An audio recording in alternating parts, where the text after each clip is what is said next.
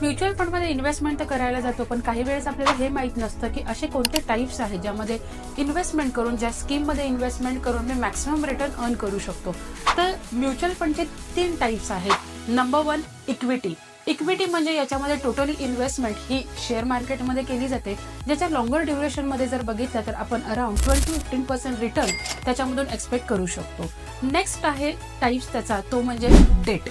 Date इन्स्ट्रुमेंटमध्ये तुमची जी काही investment आहे ती tragedy bill, government securities, government bonds अशामध्ये इन्व्हेस्टमेंट केली जाते, ज्याच्यामध्ये ऑन अन ॲव्हरेज तुम्हाला जे रिटर्न्स आहे ते 8 to 9% भेटतात. आणि थर्ड आणि most important, hybrid fund. Hybrid fund in short जर बघायला गेलं हा बॅलन्स फंड असतो, ज्याच्यामध्ये इक्विटी आणि डेट या दोघांचंही एक्सप्लोजर असतं.